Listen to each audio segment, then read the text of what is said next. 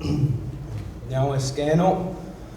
My name is Carson Redeye. I'm one of the lead cultural interpreters here at the Akwesasne Cultural Center. And yeah, thank you all who made it here tonight in person and on the broadcast. And yeah, so this is our second session of the speaker series this year. And tonight we'll be having Mr. Scott Manning Stevens unpacking the Christian doctrine of discovery. And so yeah, I'd like to introduce Scott Manning Stevens.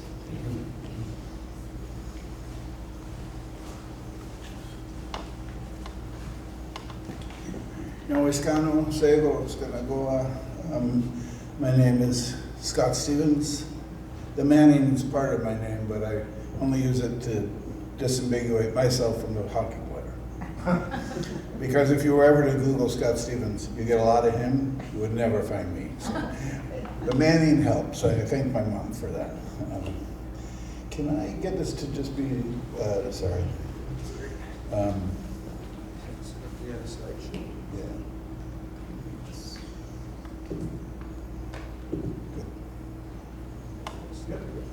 Okay.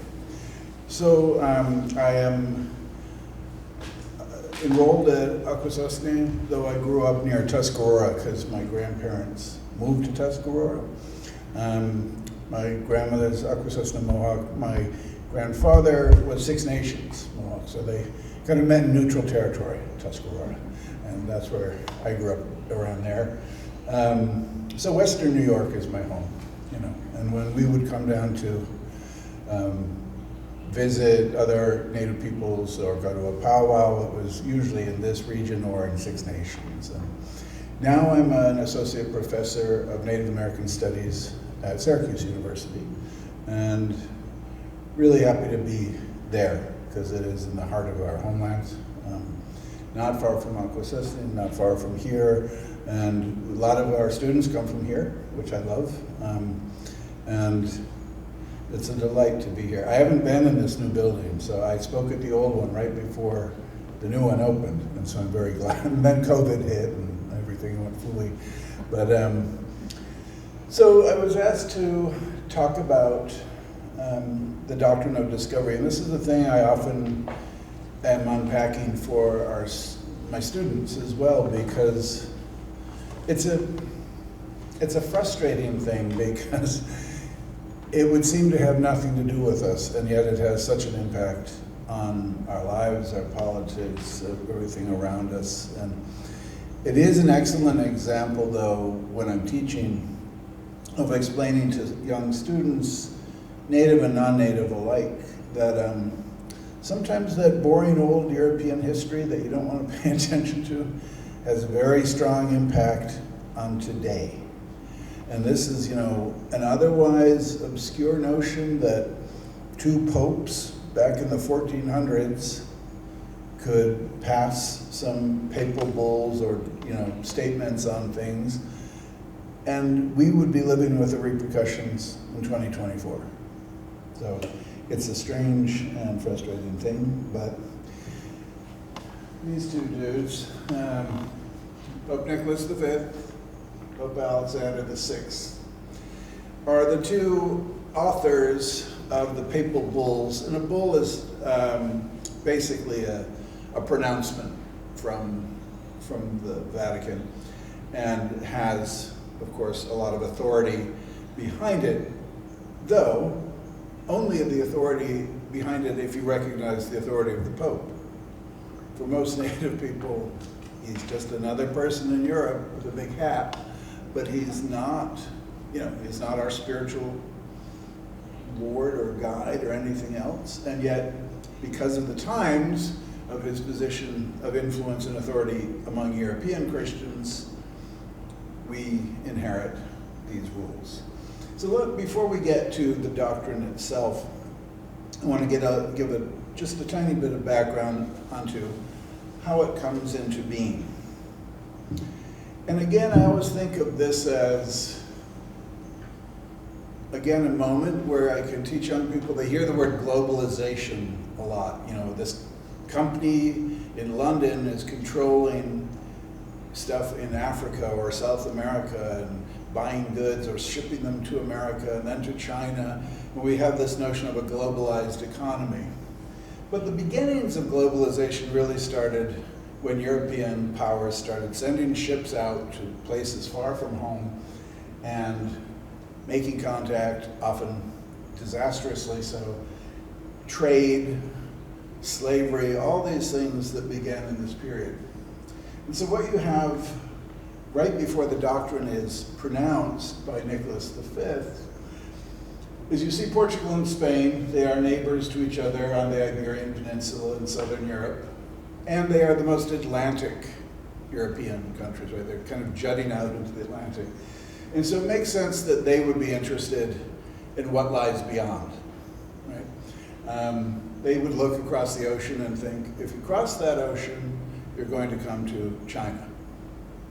So unlike the fantasy that they believed there was a flat earth, they didn't believe there was a flat earth. They believed they were on a globe around me. But what they were missing was the Pacific Ocean and the Americas.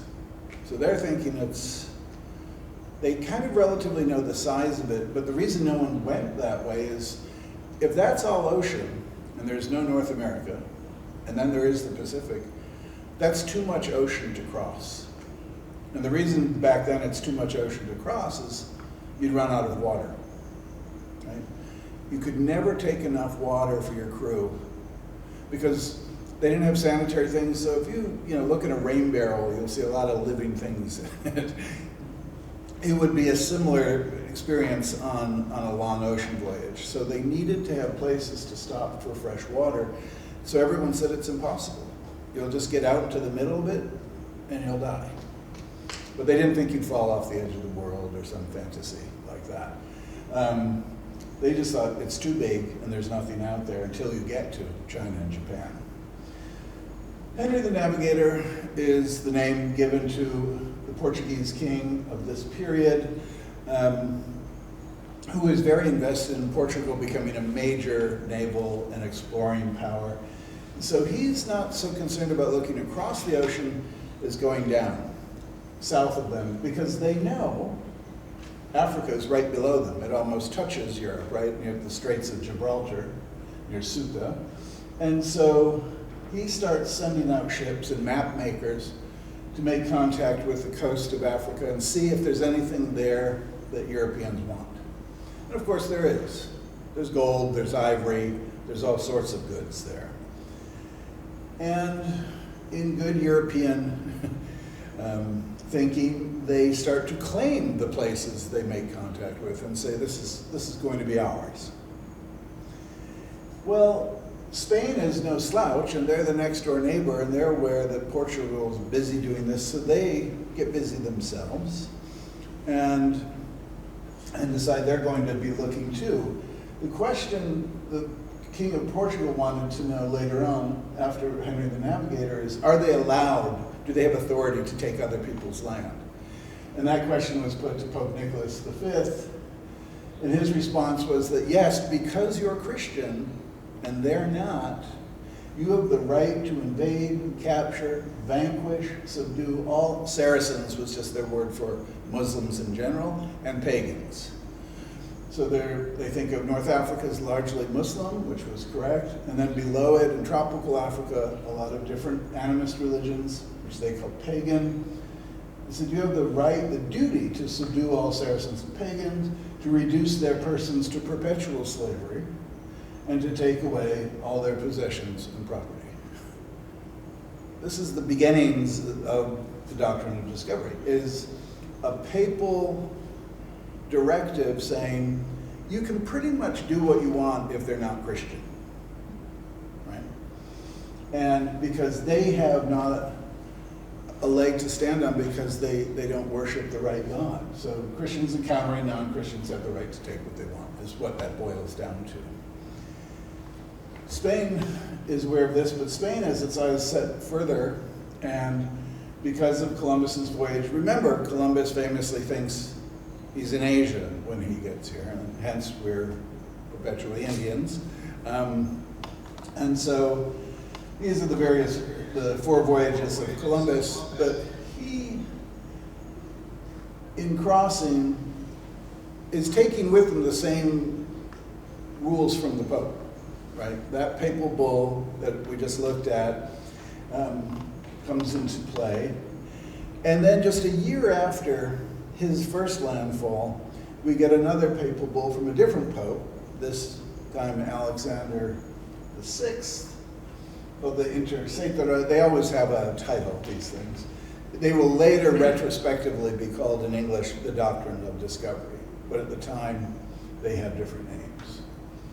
So just after Columbus's discovery, so-called, Alexander VI calls for barbarous nations to be subjugated and brought to the Catholic faith and the Christian religion for the propagation of the Christian empire. So the sense, again, of if you're not going to enslave them, then you have to convert them, right? But no one's going to get away untouched. If they refuse to convert, then you may kill them or enslave them. If they convert, then they're subjects unto the Pope and the Christian monarchs of Portugal and Spain. So this is what's behind the doctrine of discovery, a kind of free pass at all non-Christian nations when encountering what the church will call a Christian prince. And so this is the kind of basis by which Europeans believe they have hegemony over the New World, so-called. Spain and Portugal are fighting right from the get-go about who gets what. And Portugal, remember, they've been mostly busy in Africa, but they start to see the wealth coming from the Americas, and they're like, we went in on that too. And at first, in 1493, the Pope draws a line down the globe and says everything to the east of that line is Portugal's, that's not Christian, and everything to the west of it is Spain's. Again, just the kind of audacity of dividing the world in two for two particular countries, right? And Spain and Portugal realizes, wait, that gives us zero foothold in the Americas. So they renegotiate, it's the Treaty of Tordesillas, and they move the line west, which gives them this area, which is now Brazil. And this is the sole reason that Brazil speaks Portuguese and the rest of them speak Spanish. Right? The Portuguese will follow the Amazon River into the interior, and that's why Brazil is so huge, because it goes beyond the line of Tordesillas. But Portuguese, Spanish, and then you do get places in Africa that became Portuguese colonies like Angola and Mozambique. Right? So, again, this presumption that being a Christian prince and being a pope, the head of Christianity at that time, allows you to make these sweeping global actions and decisions. I'm just going to divide the world between you two boys. And you take this, you take that. You would think, given the coming Protestant Reformation, it starts in 1517 with Martin Luther nailing his theses to the doors of the Wittenberg Church, and which will ultimately lead to the rejection of papal authority by Protestants. They're like, we're out of here. We're no longer part of the Catholic communion. We no longer recognize the authority of the Pope. You would think that all those countries that become Protestant wouldn't pay any attention to this doctrine of discovery because it's by a Pope, right? One would think, but it's not the way it works. So, just to orient us, by 1770, after the French had been defeated in Quebec and in Canada, so they lose out in the late 1750s in the French and Indian War, or the 7 Years' War. Everything that used to be New France, which is basically Canada, and a lot of area around Mississippi, Quebec, all that is given to Britain, right? They win it in the 7 Years' War, the French and Indian War. And then of all that territory that's British controlled, we have the 13 original colonies that will become the United States of America. And as you can see, pre-American independence in New York State, they are definitely making inroads into Haudenosaunee territory, but they have not conquered us, right? They have not conquered us. As Mohawks, my people have lost a lot of land along the Mohawk River to the British. But, you know, Seneca, Cayuga, people, some Oneida, they're pretty safe. The Onondaga. And the American, everyone knows that the American settlers here want this.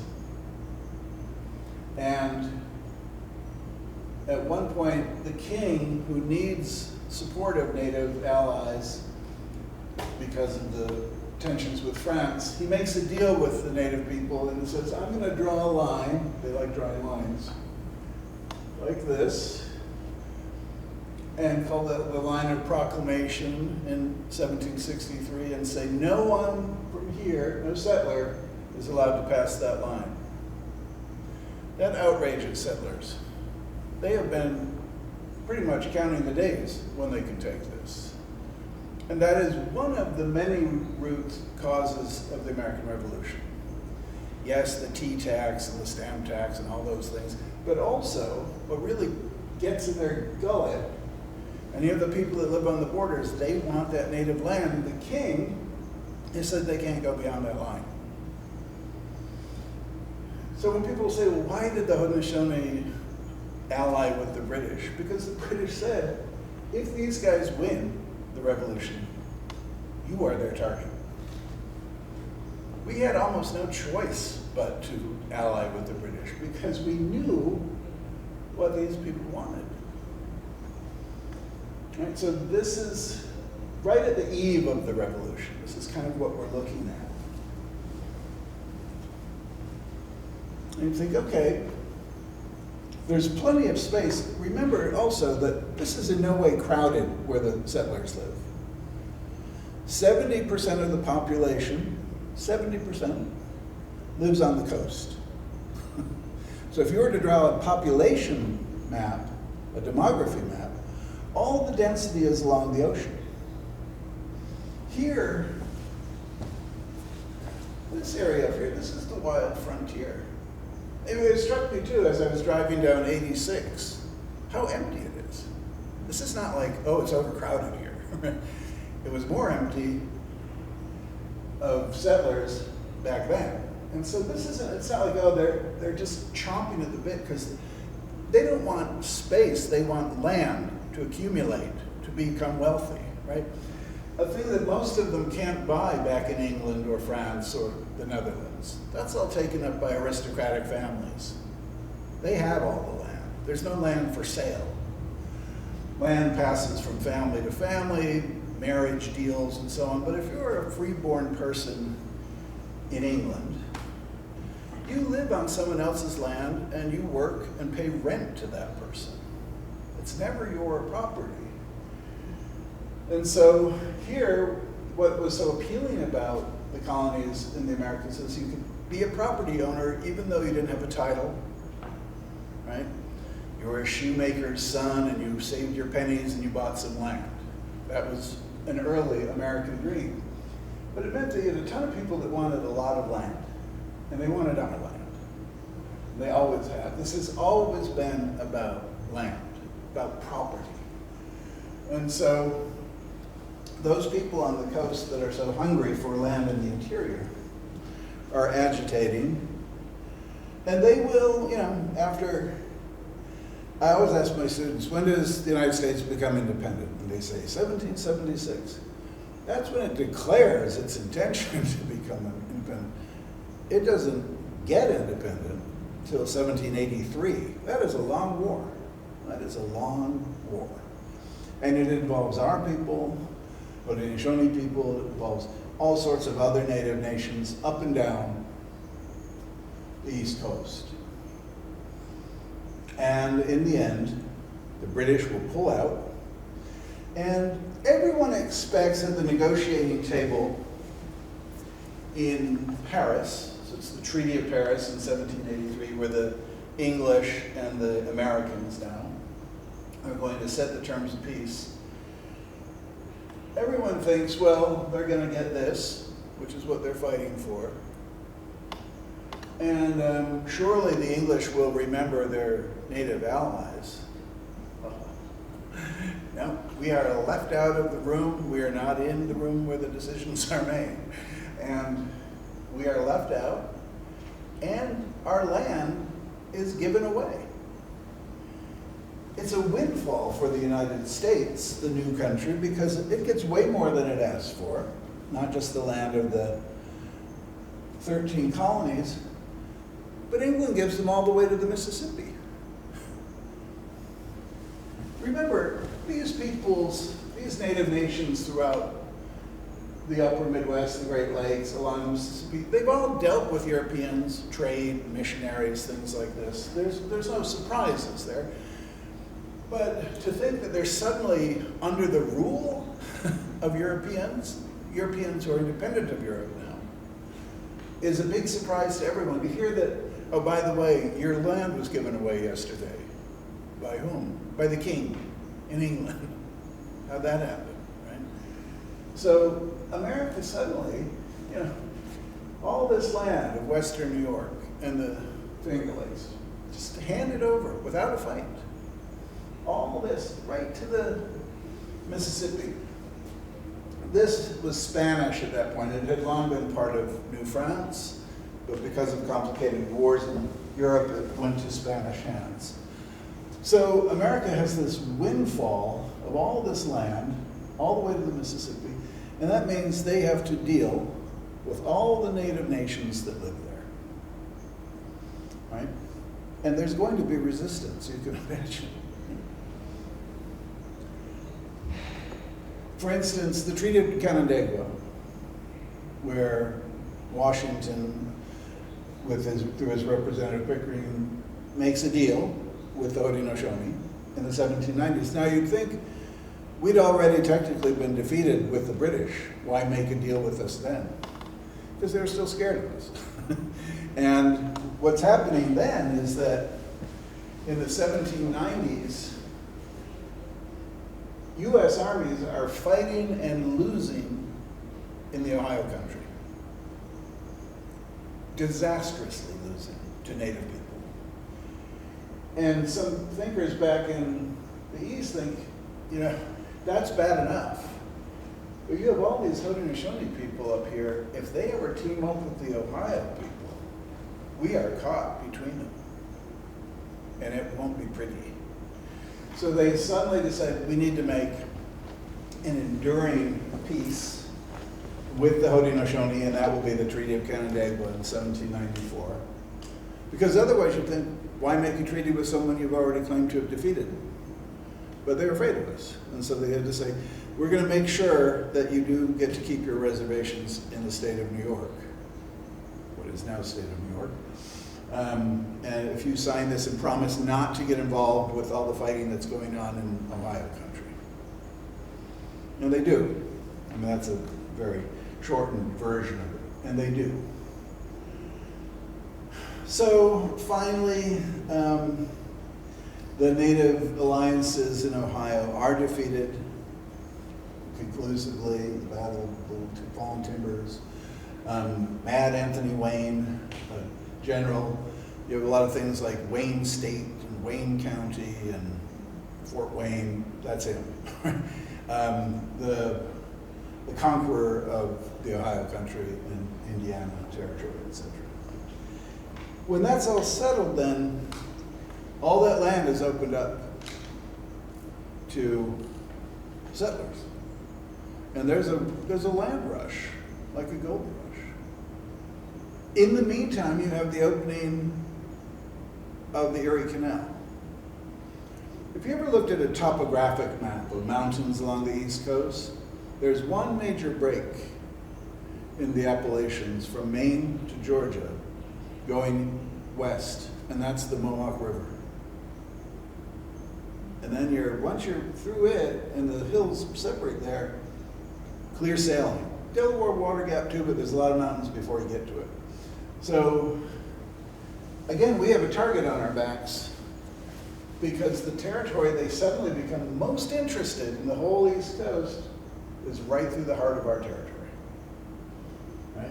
It's going to start in Albany and go to Buffalo. And this is why you'll lose your reservation at Buffalo Creek, right? It always has a target on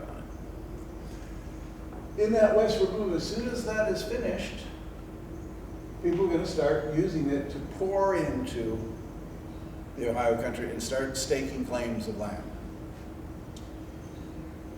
Enter this guy. And this is the great weird connection between those popes and us. Chief Justice John Marshall. The great, he's always called the great Chief Justice John Marshall. Longest serving Chief Justice, first. And his court decides some major precedents, right? They're the first. So there's a case called McIntosh versus, Johnson versus McIntosh. Two white guys, Johnson and Webb. Both claim they bought land in Ohio and they bought the same piece. One bought it from the Pankashaw Native Nation that lived there and sold it to him. And the other bought it from a U.S. land agent. So they have a problem, right? They can't both own it. And one says, well, I bought it from the native people that live there. It's their land. So they had the right to sell it to me. The U.S. land agent says, the U.S. owns all this territory, so it's the U.S.'s to sell. It has to go eventually to the Supreme Court. Who owns the land first to sell it? Does the U.S. own it, or does the Pankashaw Nation have title to it?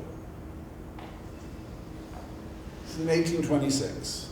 So there are going to be 3 rulings by him that we call the Marshall Trinity.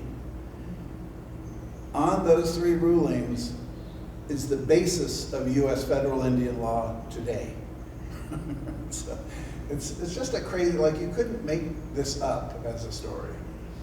Marshall thinks about this question: who owned it to sell it? Who had the right to sell it? And therefore, whoever bought it from them is the rightful owner.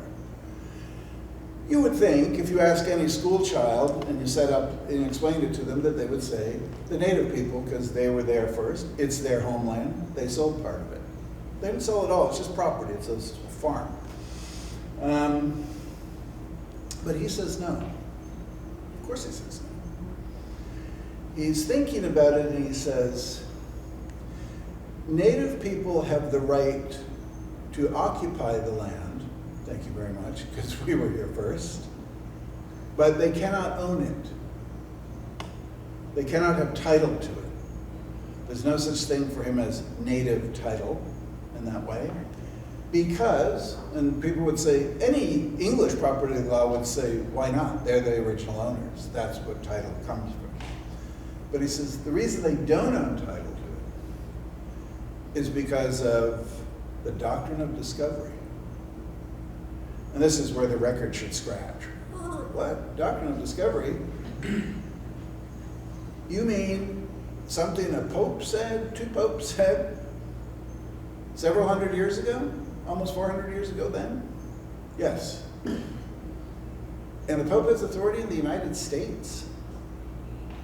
A non-Catholic, non-anything officially country, and a pope from 1552 and 1493, their law governs this case in Ohio. Okay, how's that work? And it's like it's kind of like the Wizard of Oz, you know, like pay no attention to the man behind the curtain. He does this kind of piece of legal legerdemain or trick of hand where he says, follow my logic. He says, when the popes made the doctrine of discovery and told people exploring that were Christian they had right over their land, that covered England, France, all Christian countries, because it was before the Reformation. And even though England split from the papacy in the 1500s and is very much a Protestant nation with a kind of antipathy towards the Pope, even when they split from the Catholic Church, they took the doctrine with them. Pretty handy. So the doctrine's portable, doesn't matter that you're Catholic or not, as long as you're Christian. And with that authority, they inherited that authority because the first time the English were in the so-called New World was in Newfoundland in 1498, so before the Reformation. And the doctrine was therefore in play in the Americas in 1498 under the British. We are a nation, the United States, that comes from the British Empire. So when we split from them, we inherited the doctrine of discovery. This is incredibly fishy. Had that been put to a different court above him, they would say, who are you kidding? This is just not the way it works. You can't cherry pick the history of law, foreign law, common law, papal law. Because my students will always say, rightly, what about separation of church and state? What about it indeed? And yet, this is his logic of why he says, so Native people, he grants, have the right to occupy our homelands. That's nice of him. But, he says, title goes to the country, the United States, as the true discoverers of the land, Christian discoverers of the land, and therefore, Native people, you can't just steal their land. He says that's wrong. We have to buy it from them in a treaty, but they can only sell it to the United States. Can't sell it to individuals. So therefore, the guy that bought it from the Pankashaw Nation, he's out of luck. It's such, I mean, to say that this is the base, one of the basis of the U.S. federal Indian law tells you what a horrible state we're in. Because it's rotten to the core at the beginning. There's nothing salvageable about the doctrine of discovery applied the way it's applied in Marshall. And the other horrible legacy of that Marshall's ruling is that other settler nations, now let me just back up a minute, because this is a term that many people didn't grow up with. I certainly didn't. So when I say settler colonial, does that make sense versus other kinds of colonial? Because it's different now. When we were kids, I just learned colonial. There were colonies. But historians, especially scholars from Australia like Patrick Wolfe back in the 90s, early 2000s, said, not all colonialisms are the same. He said, so let's say there's extractive colonialism, where you're a European nation, you go into Africa and you just take. But you don't really want to live there. You're not sending boatloads of people to live in Central Africa. Too hot, hard, populated already. It's not where you don't want to settle there, you want all their stuff, including their bodies for labor. That's extractive colonialism. And that happens throughout Africa and in a lot of Asia and other parts of the world. Settler colonialism, he says, is when you want stuff from that place, but the thing you want most is land. But it's already occupied. And he says in this famous statement, the logic of settler colonialism is the elimination of the native. That's who must go in that equation. Because if you want to put all your people from there, here, and there are already people here, these people got to go. And you either push them out, exterminate them, try to assimilate them, all of the above, right? That's settler colonialism. And Britain is the kind of master of this. There are other versions. But if you look at the most prominent settler colonial nations where, think of it this way, in each of the cases I'm going to talk about, at one point native people or indigenous people were 100% of the population. And now in these nation states, they're usually less than 10%. That would be the United States, Canada, Australia, and New Zealand. All British colonies, all settler colonial colonies, where you overwhelm the indigenous population with the people you send, and you take their land, and you put them on tiny reservations, or you put them in boarding schools, or you do other things. Those are the four major Anglo-settler colonial nations. I would also include with that the southern cone of South America, Argentina, Chile, and Uruguay, where you have tiny indigenous populations now, once in places that once were 100% indigenous. Right? Argentina and Uruguay are both whiter countries than the United States or Canada. It's pretty white.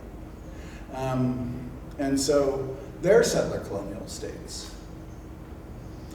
Back in the early 2000s, the United Nations finally tried to pass a resolution called the United Nations Resolution on the United Nations Rights of Indigenous People. Right?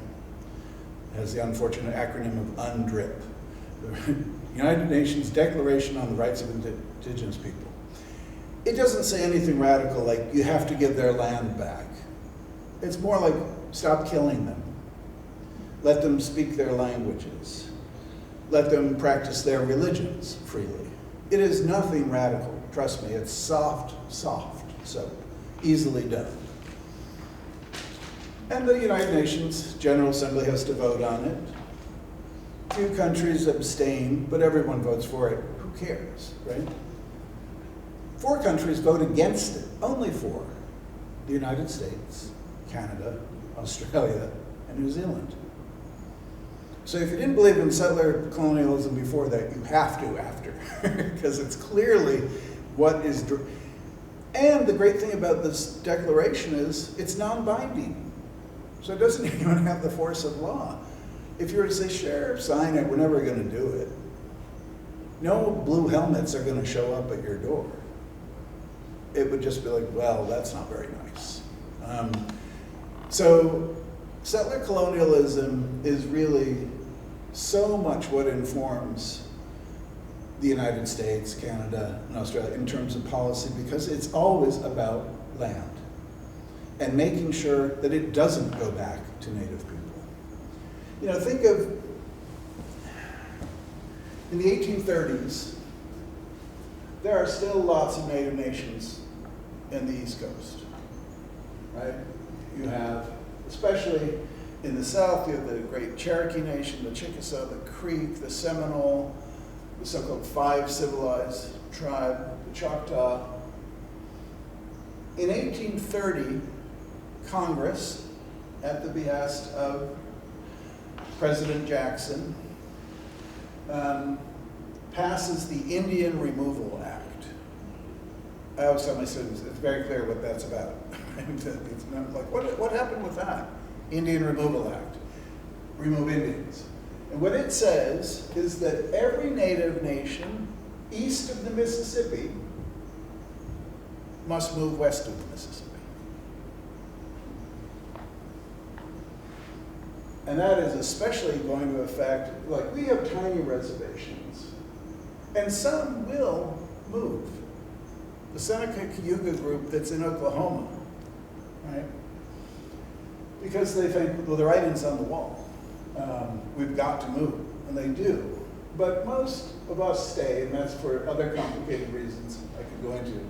But the really hardest hit are the nations in the South: Choctaw, Chickasaw, Creek, Seminole, and Cherokee. And the reason the South wants them out of there is because as soon as they're out of there, all that land can be open to slavery, to plantations, all that rich farmland that is theirs.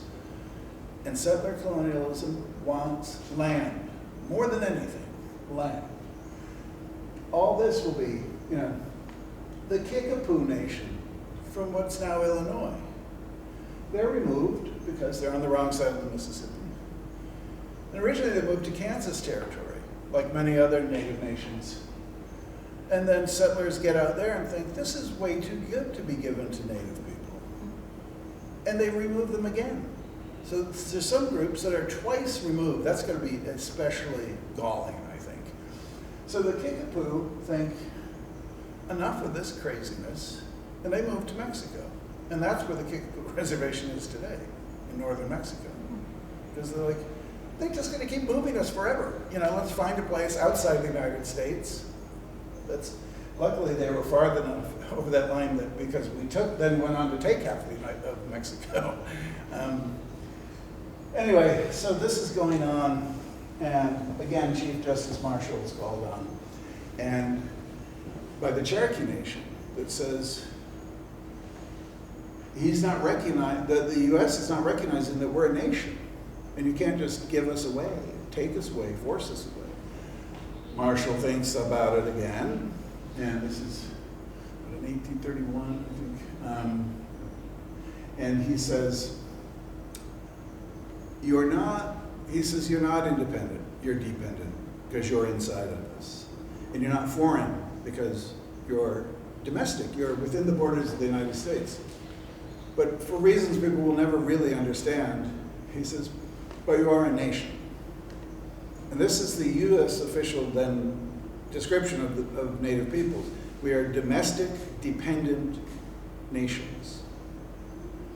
Had he not used the word nation, I don't think we would have reservations. I don't think we would have anything. But nation comes with a certain authority of its own as a word and a concept in the law. And so even though he strips us of most of our power and independence by saying you're not independent, you're dependent, you're not foreign, you're domestic, he still leaves in that word nation, which means treaties, because that's a nation-to-nation relationship. It's one of the weirdest parts of this strange justice, because if he had said you are domestic dependent communities, anything could happen. Communities are easily moved, dislocated. You have no inherent rights as an entity like a state. So it's a very strange legacy indeed. And then later on, so the Cherokee are forced to leave Georgia, but there's one more part of the Marshall Trilogy. So that was Cherokee Nation versus the state of Georgia. Then there's another case with a white minister versus the state of Georgia, who's preaching on Cherokee territory.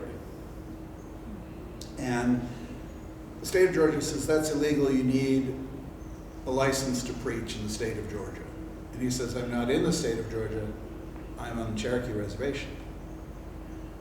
And now he has to decide, is that the state of Georgia or not? And of course, he doesn't really definitively say, but he passes this strange thing. He says that he finds the preacher innocent and says the state of Georgia cannot interfere on Native issues, that is only something the federal government can do. So this is where we get this notion of the state of New York can't come on our land, it's going to be us and the feds or nobody. And it's because of that third part of the Marshall Trilogy. He also incredibly patronizingly says, Native nations are like wards to their guardian. They're like children that this federal government has to take care of. I should wish for a better guardian, I would say.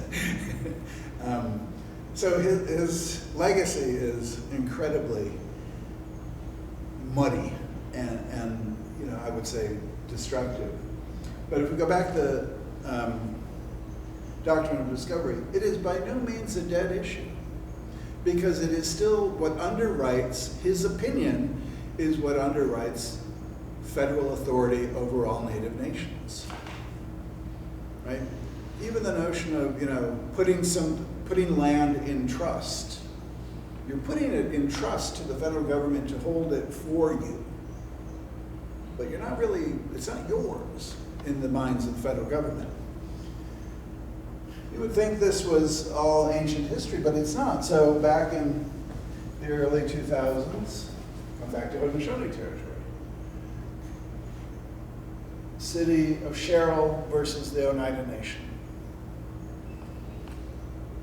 It is all the way to the Supreme Court about returning land illegally taken by the state of New York, since they don't have the right.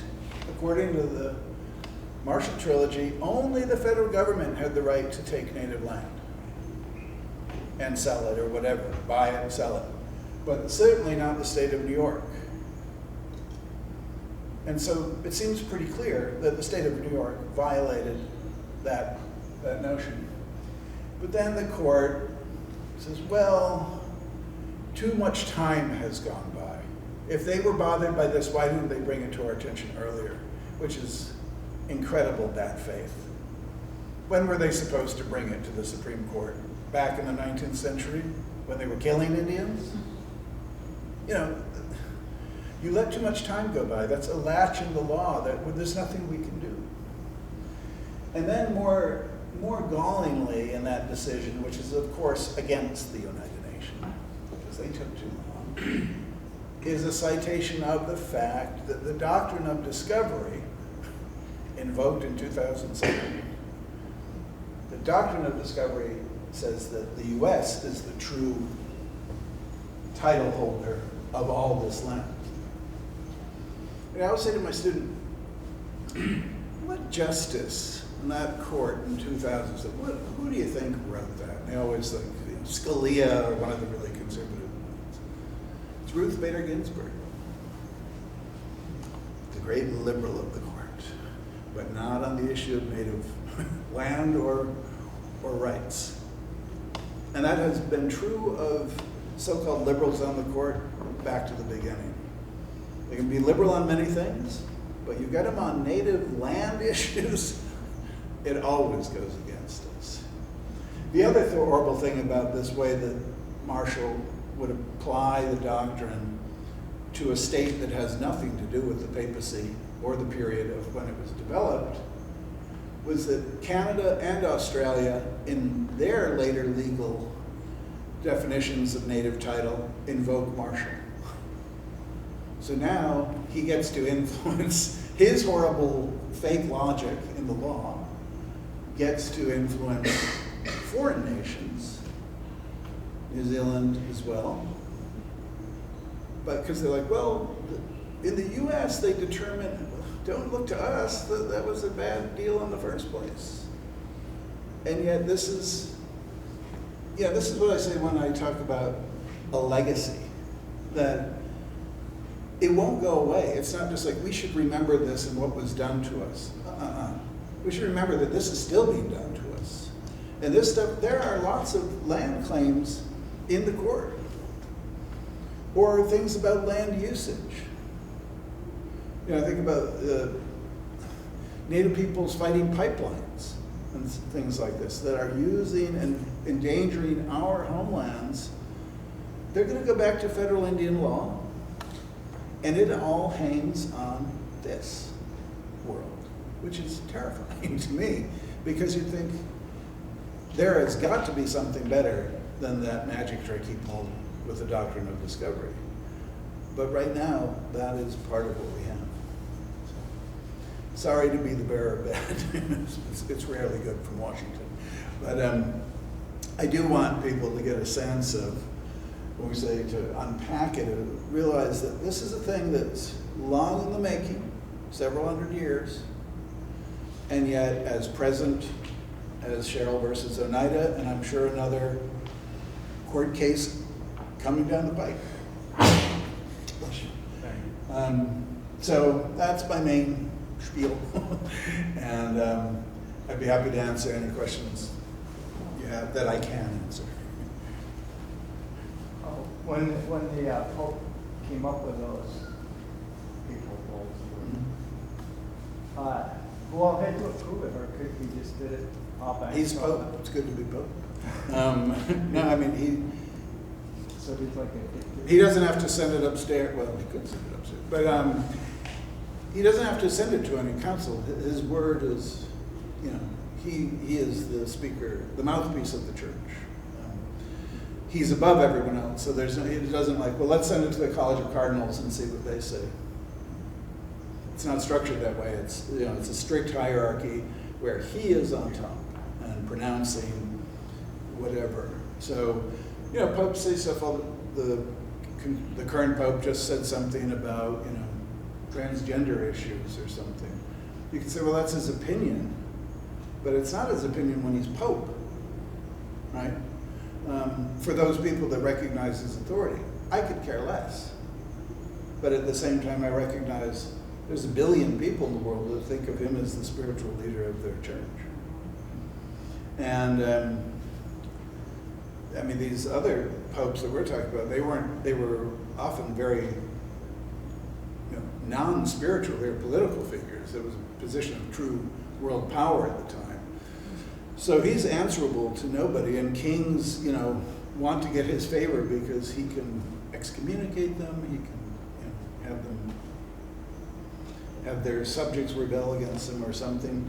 So the papacy, it doesn't have any, there's no guidelines around it at this period.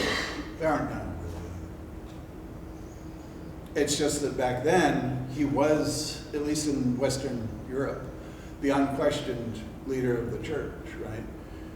And then that's why you just think, why wouldn't all that go away with Protestantism, where they say, fully on the Pope, I don't care about the Pope, but I do care about that thing that gave us other people's land. Let's keep that. That sounds quite good to me. Yeah, that's the perversity of that. With the Marshall Trinity Law, when it was put into place, what happened to the land ownership rights of those who bought from Native Americans beforehand? Were they just grandfathered in, or were they? Probably, and what's most important of recent scholarship on the case, the Johnson versus McIntosh case, we now know fairly clearly that it was a setup, meaning the land did not overlap. It was a false case put forward to provoke a judgment from the court that would decide native title. Set a precedent. Set a precedent. But I mean, it's not a real, it's a whole thing is fluid, right? It's like, there was no real problem. They knew what land was what. Also, what was Marshall's job before he was a lawyer, judge? He's a land agent. Real estate. It's all about real estate. You know, I remember as a kid learning about the life of George Washington and that he was a surveyor. And now when I think back on that, of course he was a surveyor, plotting out every piece of, you know, I took it so innocently as a kid, like, oh, you know, surveying land, okay. Yeah, surveying our land. And, yeah, town destroyer, thanks very much. Yeah, you're right. Not so long ago I read that he ended up with 6,000 acres of Oneida land. The Oneidas only ended up with 32 acres. Yeah, right. Yeah, I mean, and it's just one of the many scandals of this type of thing. And the problem to me is that it can always be backed up by the court. You know, the court's like, well, this is the law. You know, whoever said the law is an ass is true. Because it's a terrible quandary when you think, well, we'll take this to court. And the court's already made these disastrous, you know, fictionally based decisions. So when they're saying that they can claim land that they discovered, what do they mean by discovered? Because there's like big areas that they never even set foot on. Right. Or they never even seen probably. But there's these. So what discovery takes on its own forms of strangeness as an act when they're competing with each other, the European powers who discovered what. So if you like plant your flag or your cross and you say, I've discovered this land and what it touches. Well, if that's in mainland North America, that's a lot of land, you know. And so it's this notion of the true discoverers inherit that right. But the right itself is very strange, right? And the Spanish, who are great discoverers in the early period, have these crazy, because they want everything to have the look of legality, right? They don't want to just say, well, we just stole it fair and square. They want to say, so they have this proclamation that they're supposed to read, telling you that they're there and this is now Spanish land, and are there any objections? Well, you're native and you don't speak Spanish, and someone comes and reads blah de blah, and you go, and they'll say, I didn't hear any objections. And they'll literally do this. They'll go back home and say, we read it to them from our boat offshore at night. It's called the requerimiento, the requirement.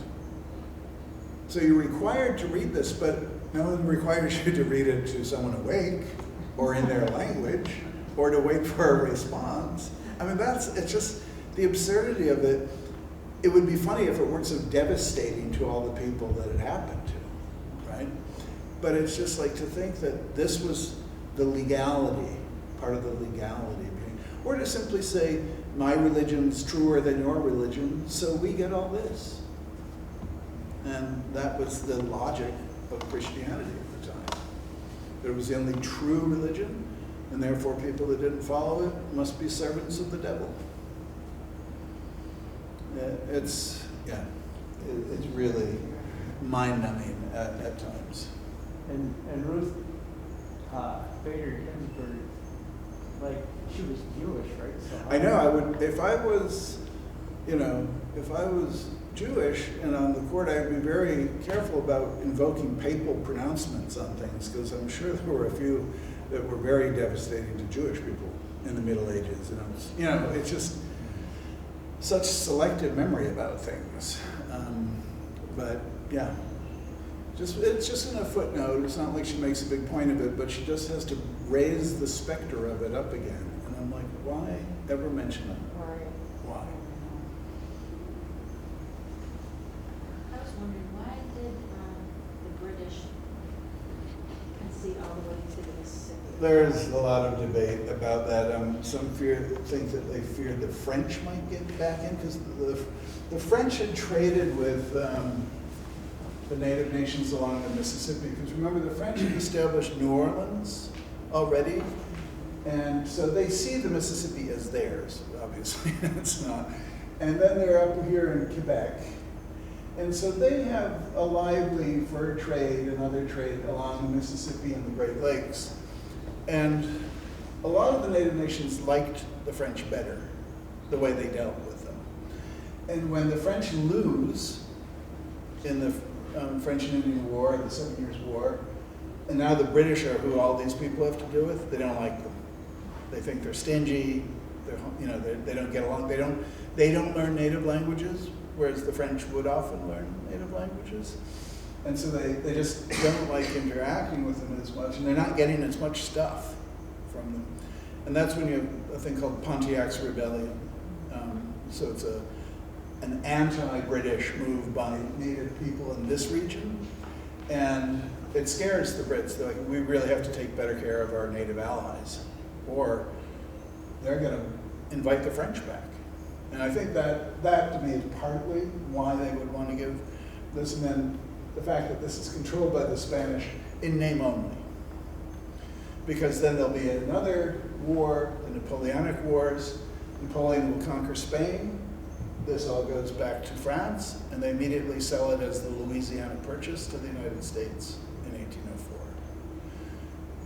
And yet, if you're native, you don't know you don't know what they're doing over in Europe, but you're living your life, doing your thing as you have for millennia with your people on your land, and maps are coming and going in Europe and changing hands, and all of a sudden, first you learn that, that the French claim you're under the French crown, then it's suddenly the English, now it's the Spanish, then it's the French again, and now the Americans. And you haven't left home. Right? So it's very perverse. And I love the way that it's so innocently shown in school. Like when we're in elementary school, they have these maps with the whole continent divided up. Spanish, French, British, maybe a little blink of Dutch. And you're not like thinking about it other than that's the map tells you. And you don't realize that, all right, how many people from those countries are actually in that giant territory? Like, New France is so low a number of French people compared to the territory they're claiming that most Native people living in New France would have had zero time to understand what French culture was. They would meet a missionary, they would meet a fur trapper, they wouldn't know what's going on. And some of these towns were like 6,000 people, right? Like Montreal. New France in all its time as New France is never allowed by the French government to have a printing press. So of all the colony, Mexico's printing press by the 1520s, Mexico City. The English, with the Mayflower and all that, printing press. The French, their government's like, you're not writing anything we don't approve. So, no printing press, which is just so strange. So you have this notion of these countries on maps, and it makes it seem like, well, that's all set then. It's not. There's hardly any Europeans there. It's just claimed. It's claimed. We claim all this. It's like allowing a child to call dibs on a continent. I call it mine. Well, okay, you got there first. And so it's bizarre, though, that how it kind of works out for them in a certain way, in these ways. But yes, so this notion of discoverer, it's also murky, because you have all these weird, and there are great books on this. There's a scholar, Patricia Rice, wrote a wonderful short book called Ceremonies of Possession, and she compares how each of the different European powers claimed to have authority. Like, some thought you had to put a cross on the land, some had to put a royal emblem, but they all do it differently. It's called Ceremonies of Possession, Patricia Seed, like S-E-E-D. It's a great little book because it makes you realize, even at the beginning, it's anybody's game how this stuff is going, right? And, the most tragic enemy of indigenous people during that initial period is disease, because there's nothing we can do to stop it. And so when you're weakened tremendously by losing big portions of your population, you are going to fall to these small armies, they said. But how it turns out, how it's interpreted in the law in the early 19th century is a very different thing altogether. And that's about greed, power.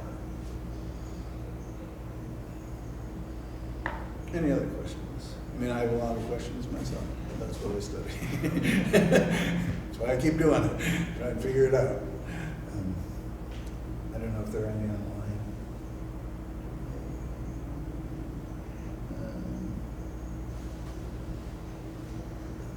Really see very well. So I know there's a chat thing there, but so anyway, if that's enough bad news for the evening, we can just meet after and have a talk. So thank you very much for your attention. No,